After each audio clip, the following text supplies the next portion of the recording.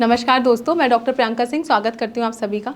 इस वीडियो में हम ये डिस्कस करेंगे कि कीमोथेरेपी के पेशेंट्स को किस प्रकार का डाइट लेना चाहिए ताकि वो साइड इफ़ेक्ट्स को मिनिमाइज़ कर सकें।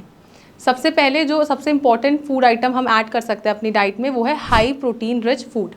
ऐसे पेशेंट्स जिनको कीमो चल रहा है उनके लिए ज़रूरी है कि वो अपने डाइट में मूँग की दाल, मसूर की दाल ऐड करें। मूंग की दाल अक्सर हम लोग बॉईल करके बनाते हैं, लेकिन यहाँ पर अगर हम उसको ओवरनाइट सोक करके मॉर्निंग में चीला बना के पेशेंट को देंगे तो मैक्सिमम प्रोटीन कंटेंट पेशेंट को मिल जाएगा। उसी के साथ अगर हम उसमें थोड़ा सा स्टफिंग वेजिटेबल्स का भी कर देंगे तो पेशेंट को फाइबर का कंटेंट भी अच्छा मिल सकता है। इसी के साथ में हम पेशेंट को सोया चंक्स दे सकते हैं। सोया चंक्स के अलावा हम लोबिया की दाल भी दे सकते हैं। अगर पेशेंट को मिल्क से इंटॉलरेंस नहीं है तो पेशेंट अपने डाइट में थोड़ा गाय का दूध भी ऐड कर सकता है। प्रोटीन अगर डाइट में पेशेंट अच्छा रखेगा तो उनके बॉडी के अंदर जो मसल्स हैं उसका लॉस नहीं होगा।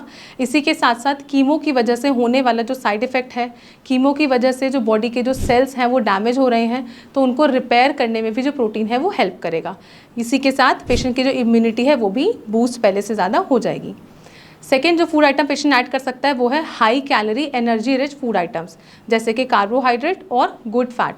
कार्बोहाइड्रेट के लिए पेशेंट स्टीम राइस ले सकता है। जो चावल है उसको ध्यान रखें कि आप बॉईल करके उसका जो मांड होता है जिसको हम स्टार्च बोलते हैं उसको डी स्टार्च करके बनाएं। इस प्रकार से वो पेशेंट को नुकसान नहीं करेगा, साथ ही एनर्जी प्रोवाइड करेगा। लेकिन हमें राइस के साथ में गुड अमाउंट में दाल या फिर वेजिटेबल्स और सैलड भी लेना है। अकेले अगर हम सोलली राइस कंज्यूम करेंगे तो वो बहुत ज़्यादा बेनिफिट नहीं करेगा। इसी के साथ पेशेंट जो है वो व्हीट का आटा यानी कि गेहूं का आटा भी इस्तेमाल कर सकते हैं। थोड़े 50 और 60% जो रेशो है वो हम गेहूं का रखेंगे। उसके अलावा हम रागी, जौ, जवार या बाजरा भी ऐड कर सकते हैं, जिसकी वजह से पेशेंट को फाइबर का कंटेंट अच्छा मिल जाएगा। कार्बोहाइड्रेट रिच जो फूड आइटम्स हैं उसको लेने से पेशेंट के बॉडी के अंदर वीकनेस कम होगी। वीकनेस कम होने के साथ साथ अगर कोई पेशेंट ऐसा है जिनको लॉस ऑफ एपेटाइट है, यानी कि उनको भूख नहीं लग रही है, तो इस कंडीशन में कम अमाउंट में फूड लेने के बावजूद भी उनके जो एनर्जी लेवल है वो मेंटेन रहेंगे, रिस्टोर हो जाएंगे। इसी के साथ में पेशेंट सोक्ड आलमंड्स और वॉलनट भी ले सकते हैं, यानी कि अखरोट और बादाम को अगर हम ओवरनाइट सोक करके रख दें और मॉर्निंग में कंज्यूम करें तो वो भी पेशेंट को हेल्प करेगा। अंजीर को भी हम भिगो के रख सकते हैं, उसको भी हम नेक्स्ट डे कंज्यूम कर सकते हैं। तो गुड फैट और carbohydrate rich food items patient को एनर्जी लेवल को मेंटेन करने में मदद करेंगे। नेक्स्ट जो हमें कंज्यूम करना है वो है सॉफ्ट फूड आइटम्स। ऐसे फूड आइटम्स जो कि ईजी टू च्यू हैं, जो कि पैलेटेबल हैं, जैसे कि खिचड़ी, दलिया, ओट्स या फिर मैश्ड पोटैटोज़, यानी कि हम आलू को बॉईल करें। बॉईल करने के बाद अगर हम उसको मैश करके थोड़े से हल्के स्पाइसेस ऐड करके अगर हम पेशेंट को देते हैं तो पेशेंट वो कंज्यूम कर सकता है। ये अक्सर उन पेशेंट में ज़्यादा हेल्प करेगा जिन पेशेंट्स को नोज़िया और वॉमिटिंग का प्रॉब्लम देखने को मिल रहा है। तो अगर किसी भी पेशेंट को उनको मन ऐसा लगता है कि उनको वॉमिटिंग होने वाला है, उनका मुंह का टेस्ट ख़राब हो रखा है, तो हम उनको दलिया दे सकते हैं, खिचड़ी दे सकते हैं। हमें यहाँ पे ये ध्यान रखना है कि खिचड़ी, दलिया या ओट्स बनाते समय अगर हम उसके अंदर वेजिटेबल्स ऐड कर देंगे तो वो पेशेंट को और ज़्यादा बेनिफिट करेगा।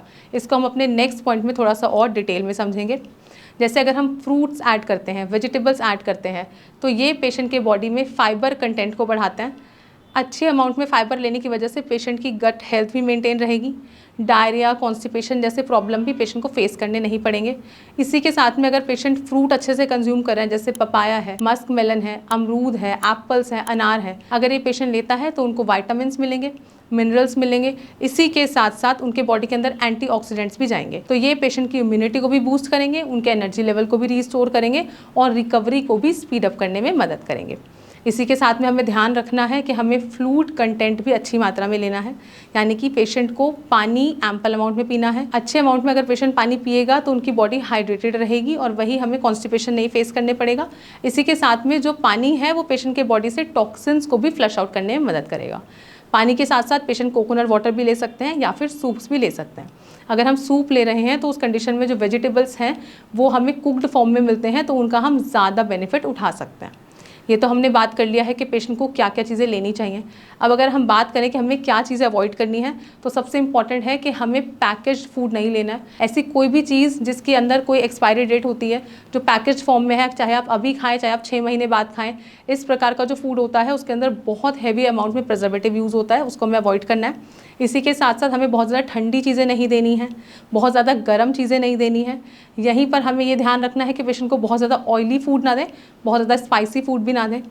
ऐसे फ्रूट्स एंड वेजिटेबल्स भी नहीं देने हैं जिनके अंदर खटास बहुत ज़्यादा होती है, जैसे कि लेमन, हमें लेमन वाटर नहीं देना है। हमें कुछ पेशेंट्स हम ऐसे देखते हैं ओपीडी में जिनको खाने के अंदर से एडिशनली जो है वो लेमन डाल के खाने की आदत होती है, तो हमें ये भी नहीं पेशेंट को अलाउ करना है। इसी के साथ साथ हमें टैमरिंड यानी कि इमली, अमचूर, किसी प्रकार का खट्टा भी पेशेंट को खाने नहीं देना है। तो अगर आप कैंसर के पेशेंट हैं, आपकी कीमोथेरेपी चल रही है, अगर आप इस प्रकार से अपनी डाइट को मैनेज करते हैं तो आपकी जो रिकवरी है वो काफ़ी हद तक स्पीडअप हो सकती है और आप पहले से बहुत ज़्यादा बेटर महसूस कर सकते हैं। मैं आशा करती हूँ वीडियो आपको इन्फॉर्मेटिव लगा होगा।